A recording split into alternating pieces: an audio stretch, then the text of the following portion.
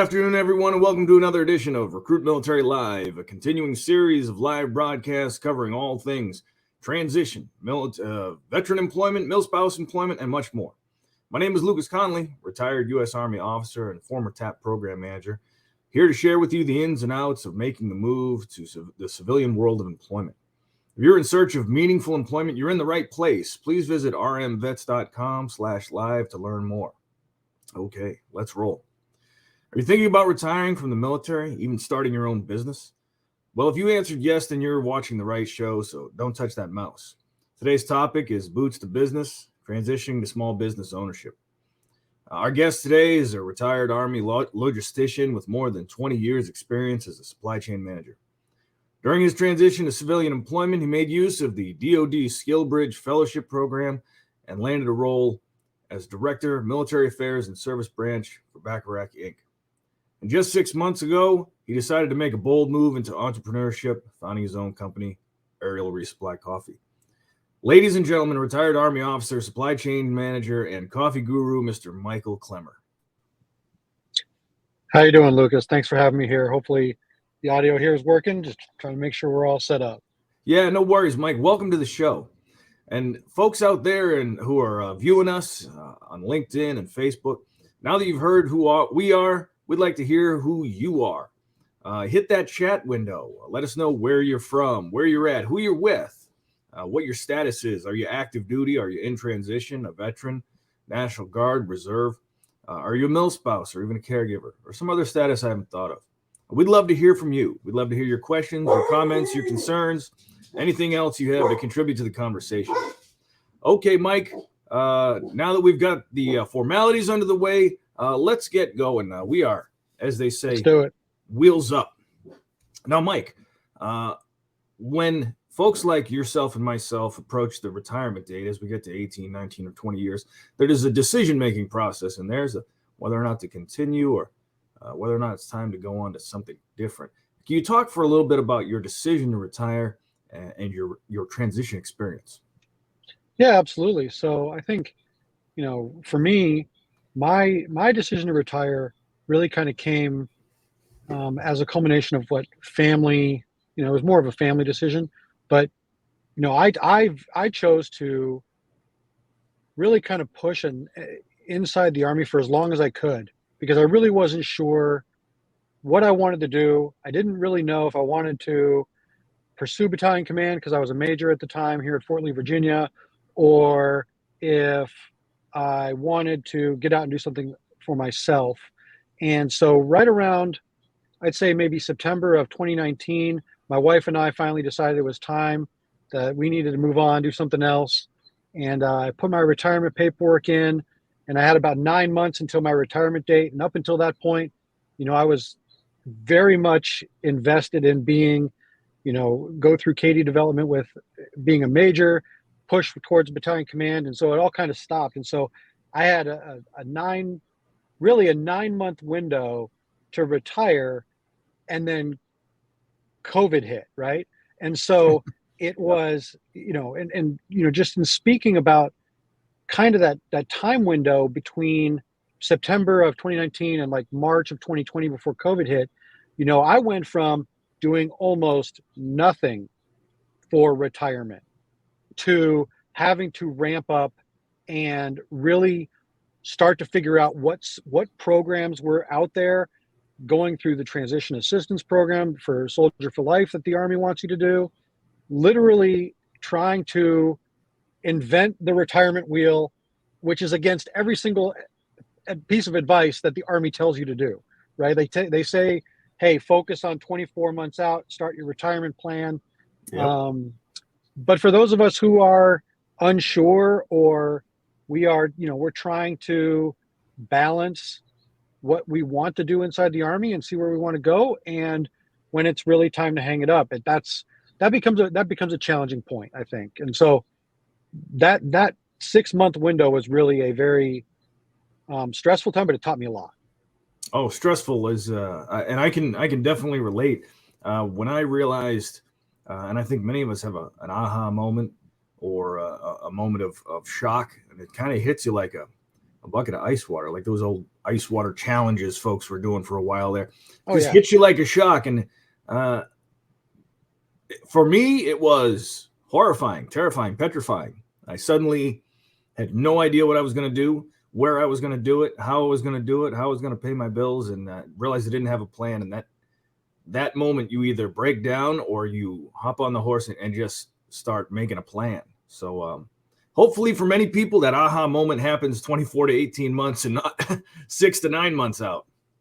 Well, and let me just say this. So one of the things that I feel that really helped me in my transition, and we'll probably get more into this, is I took a very proactive approach the moment I made the choice to retire. Like, you can wait for the SFL TAP process to guide you through, or you can really start reaching out and finding all of the resources out there to help you transition. And so when I dropped my, I put my paperwork in, my commander signed off on it. I had my retirement orders, and the moment I had those, it was full throttle on trying to find every single resource out there to help me. And what I quickly realized is that there is a ton of programs that are willing to help. So I signed up for anything and everything that existed. If it said we help vets transition, then I signed up for it and I went through it. And I really, I think, because I was so proactive in those steps, really, there's a lot of people out there say, like, own your journey, like Herb Thompson. Like, he's awesome. I was going to mention that. You stole it right out of my mouth. No, he's awesome, right? But like, you have to, just like you own your responsibilities inside the military, you own your team, you own your leadership position, you have to take charge and just do it, or because nobody will do it for you. No, you're absolutely right. And, it reminds me of something that an old boss said to me once. He said, Lucas, it's not your fault, but it is your problem. You need to fix it. Getting to the end, careers end. That's what happens. And it is your responsibility. Once you take ownership of it, and you realize that, I'm only going to succeed or I'm going to fail based on what I do, not what somebody else hands me. Right. Then you can own it. And the great thing is, the success or failure at that point is yours and yours alone. Yes, we have people who support us over the years, and there are programs. And of course, the luckiest of us have someone by our side to support it all. But yeah, you're right. You have to own it. You have to own your journey. Now, when you look back on that transition experience, was there anything that you could have done better on the left side of the DD 214, or something that you did well that set you up for success? Well, so I think hindsight being 2020, I probably would have started much earlier and made a concerted decision to retire a lot earlier, right? I think that was probably my own fault, right? Like, I made my decisions on timelines. From a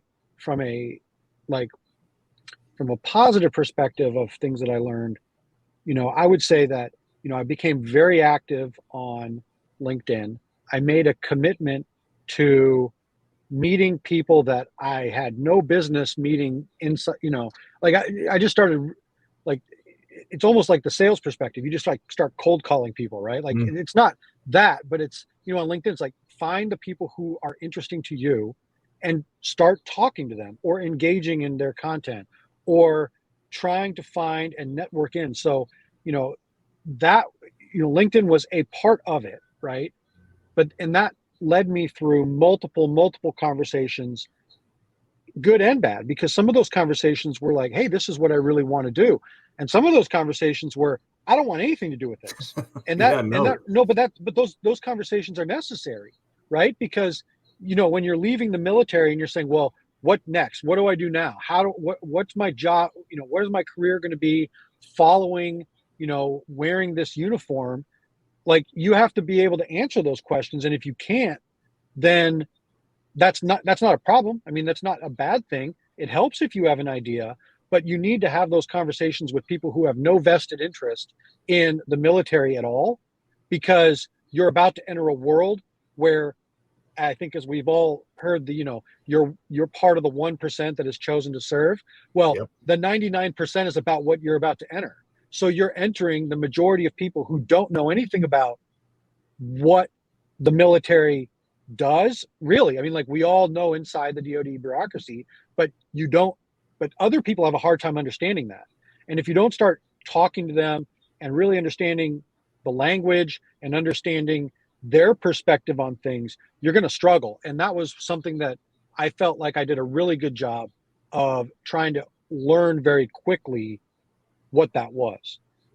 No, and absolutely, and some of the most astonishing, amazing, impactful, elite things that we and other people do in the military, it doesn't translate. You can't tell somebody, hey, I was an ODA team lead, or I was a 25 Alpha, or I was in a LURS, or I was a Raider, and they just look at you kind of like, right, I'm not sure I know what you're talking about. Now, on that subject, you've really cracked open the lid on the next question, which is about corporate culture and civilian workplace culture. Obviously, quite different from military culture, no doubt there. What did you find was your biggest challenge making that transition into this 99% realm? Well, so my first foray into corporate culture actually occurred during my SkillBridge internship on my way out of the military, right? And so, I was very lucky in that. I forged. So I basically, I don't want to say forced my way into a SkillBridge, but I really found my own opportunity, right? And for those people who don't know about SkillBridge and as they transition, it's a great program, and there are career skills program coordinators that can help you find companies that are aligned to it. But if you move to an area that doesn't have it at all, then you're really on your own to figure out how to make that work. And so I did. At first, renewable energy was something that really interested me, and I was looking at shifting career fields out of logistics and into something that I thought was kind of cutting edge and interesting. And I was able to connect with a former West Point officer who was the chief operating officer for Apex Clean Energy. And he's like, yeah, I'll bring you in. And so that, from the onboarding process, in the military, we look and we go, hey, I'm about to show up to a unit. I'm going to go meet the S1 or personnel is going to help me figure out how to do all this stuff.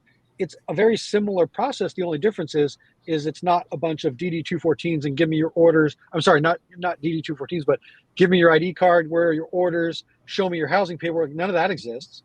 It's, hey, we need you to, make sure you're going to get paid correctly. Here's where you're going to report. Here's the reporting structure. Here is, your IT equipment so you can do your job. Like, those things is much different. It's much softer because, in the Army, we're all used to, I speak from Army experience, but we're all used to being very direct with each other of, this is this is you, this is me, tell me what you need. But you're also coming into an environment where people have worked there for years in the same job, and they're very used to how it functions. And so you have to really come in with a very humble mindset of, I'm new here. Like, I'm new, I don't understand it, and I need to kind of just survey the surrounding area, or, check my surroundings and really understand and listen more than you talk, really. I mean, I guess that's probably a very long-winded way of saying just adapt to your environment. No, absolutely. And that environment is not going to adapt to you. That's maybe walking into an organization of 50 or 100 or 200 people, and they have their own corporate culture, and they have their own values, and they have their own vision for the future, and who owns the good ideas and who owns the processes. And to think you're going to come in and suddenly change them would be naive. We have to adapt to the environment we're going into and cannot expect it to adapt to us. Well, I think that's a good point. And I'm going to add one other thing to that, which is, I'm active on LinkedIn, and I posted about my first day of work. Legit, when I was hired by what's now known as MSA Bacharach, it's MSA, the safety company. But when I was hired, my very first day of work was, everybody was smiling, everybody was happy to see me, everybody was genuinely thrilled that I was part of a team. And so it was very much the culture that I was trying to walk into. And leave from the Army, because the military is great, and some commands are better than others, and so you might leave a very bad environment, but you want to find the right environment for you, and that all occurs during the interview process. And so I think when you learn about what that company is like from a culture perspective, that when you show up on your first day of work, if it's the right culture, then even though you may be learning about something brand new, you're also being welcomed with open arms, and they're helping. It's a team effort. It's not, well, here's this guy that just came out of the Army, he might be a little weird and he's going to figure it out on his own. It's like, no, like it becomes the workplace really sets the tone. And I was very, very fortunate to be brought into a team that's amazing and outstanding. And, they've worked with me, and, they've worked with me to kind of bring in, or to soften me up a little bit, I guess is a better way to say it. But, it's great. It's great. I'm truly appreciative of what I have here. We talk a lot about the challenges, a lot about the differences, about how that great big civilian workplace it's so different, and we have to acclimate. And some people will walk away from these thoughts with a very negative attitude. Could you just share for a minute some of the skills, attributes, lessons learned, aptitudes that you have as a result of your military service that actually helped, that were positive as you moved into that environment? Well, I'll say that so from a leadership aspect, we have all, from a military side, been trained on how to lead people and how to create expectation management within an organization. And that's a soft skill, really, that translates extremely well wherever you go, because you're always going to be put in a position where you might not be the commander or the first sergeant, or be in a position where the position identifies you as the leader, but you may be a very informal or indirect leader that you're required to get along. I mean, you have to get along with the people you work with. Yep. And, there's a lot of, one of my favorite books is called Influence Without Authority, because it really talks highly about how to create win-win situations everywhere you go. And so that's, you may walk into a matrix style environment where leadership is not clearly defined, and you're working in a very niche career field where everybody is kind of working together, but there's not an identified boss that just says you will do this at this given time. So that's a very soft skill that I think transfers very well. I think we also underestimate our knowledge of corporate systems, because we talk about it in a different language, but it's the same from the Department of Defense over into civilian or into the corporate climate. So there's still diversity, there's still equal opportunity programs. All of these things that we support from Army values or the military values or everything else still exists in the culture, in the corporate culture. We just talk about it differently, and so we can be examples in that regard inside our organizations, really from day one. And I think that piece about influence without authority is very important, especially for the mid-grade leaders who are leaving the military, who have definitely leaned on the authority that their rank carries, and even the senior folks who have leaned on the authority that their rank carries to get things done. Because you may be walking into an environment where you are a part of a team, having to influence across, up and down within your organization. And everybody in there is in your civilian workplace is more than able to say no. Right. I'm not going to do it that way, or you know what? I think I'm going to call in sick tomorrow because I don't like the way you're doing these things, or you're trying to be the alpha and just holler off orders to everybody. That's not how we work here. So definitely that learn that collaboration, soft influence, working as a team is absolutely crucial. Yeah, I think if you go into the mindset that you're there to learn, and you're going into transition with you don't know what you don't know, which is the phrase that I use all the time, then you set yourself up to really be open to any possibility and open to what somebody else has to say. And 99% of the people that I've run into are always willing to lend a hand. and help you through that process. But you have to do most. Like I said at the beginning, you own your own journey, like Herb says. So you have to take and be proactive in those steps. If you're expecting somebody on the other side to reach through and be like, well, just because you're a veteran and you're getting out, I'm going to hire you. Like, that doesn't work. No. And so you have to, the onus is on you to create your success. Yeah, and I've heard that more times than I can count. In frank terms, there aren't a lot of people who are going to care, and while they might find it interesting, they are probably not going to weigh heavily what it is you used to do, what it is you used to be. Hey, I used to be a battalion commander. Hey, that's great. I don't know what a battalion commander is, but today you're a shift supervisor, and these are the things I expect you to do. Right. You're bringing you. Mike is coming to the table, not Brigade S4, not battalion commander, not brigade commander. Mike Clemmer, logistics professional, here to be a part of your organization and generate results on day one. Now, let's shift gears for a little second and talk about what you got going on right now.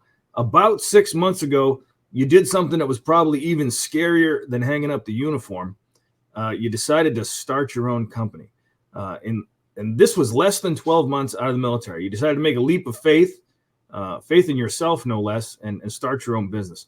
Can you tell us how that idea took root and what finally led you to make that decision and start your own coffee company? Yeah, so I think, I left a very high pressure job in the Army, being the operations officer for a brigade.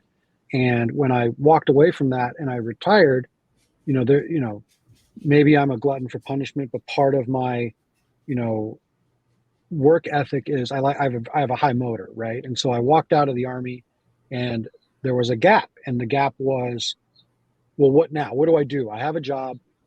That's great. And I'm really appreciative of that. But what else? Like, it's like trying to find your passion or trying to find something that really speaks to you, because all of a sudden you have all of this time.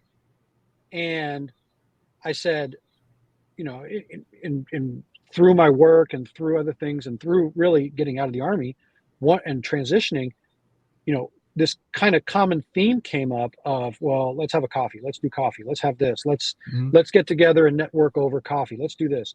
And I said to myself, so that's one aspect. And then the other aspect is I looked at my current, where I live here in Charlottesville. And while Charlottesville is a great community, there's not really, at least in my opinion, a very cohesive veteran community. So I saw those two things and I said, well, I mean, there's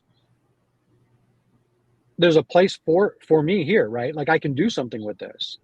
And so I did my research. I really kind of started asking some questions of people who are already in the space.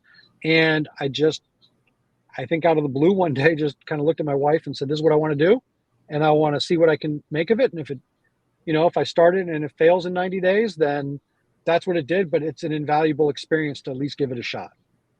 And we talk about that a lot on this show and in other venues, passion and profession. And those that are really lucky are able to make a living, are able to have their passion and their profession be the same thing. And many folks in the military experience that passion that they have for serving their country also pays their bills. That's not often, it's not always the case in the civilian world. So the lucky ones among us can get paid. Our passion, our profession can be the same thing. But if that's not the case, finding your passion, finding that thing that gets you not just up to clock in the morning, but up to face a challenge, something that's exciting, absolutely great. And I'm glad to hear you're doing well with it. As we wind down, my favorite question to ask of all my guests, if you had just one piece of advice, just one single piece of advice in 30 seconds or less that you could pass on to someone leaving the military and giving some consideration to small business ownership, what would that one piece of advice be? Start today. Don't wait. Don't put it off till tomorrow. Don't put it off till next week and say, I don't have money, resources, time, whatever it is. If you want to do it, start it today, because you will go in time 30 to 60, 90 days, 1 year from now and wish you had. And it's better to start because everything becomes easier after you do that. Absolutely. Time is one thing that no matter how much money you have, you can never buy back. Mike, fantastic having you on the show. Appreciate your thoughts, your experience. Thank you very much for taking the time to pass these on to the folks that are coming behind us. If our audience wants to learn more about you and your journey, your ongoing entrepreneurship projects, and if they just want to get their hands on some of that great coffee, where do they need to go? So two things. First, I'm open to anybody wanting to connect with me on LinkedIn. I'm more than happy to talk about it. I'm very open, and I've made a decision to build in public about what I'm doing here. So you can connect with me on LinkedIn. I'm pretty easy to find. For my coffee, you can find me at arielresupplycoffee.com, and you can find me all over social media on the same with the same handle. Fantastic, Mike. Awesome. And hey, if you guys out there are getting ready to leave the service and you haven't already done so, do yourself a solid and hit the link below, rmvets.com/live, to connect with over 16,000 employers, over 400,000 job opportunities are, as of this morning, around the world and around the corner.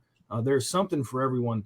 You'll find information about our job fairs, both virtual and in person, held monthly nationwide, and a library of content, all designed to help veterans, transitioning service members, and milspouse find meaningful employment opportunities. On behalf of Recruit Military and the folks that joined us today in the chat, thank you very much, Mike Clemmer, for being on the show. Thank you. And be sure, folks, to tune in next week as we explore the topic of advanced networking through social media with career consultant and professional resume writer, Matt Warzel. That's going to be part one of a 3-part series with Matt. It's not something you're going to want to miss. Until then, this has been Lucas Connolly from Recruit Military Live. Until next time, good luck and Godspeed.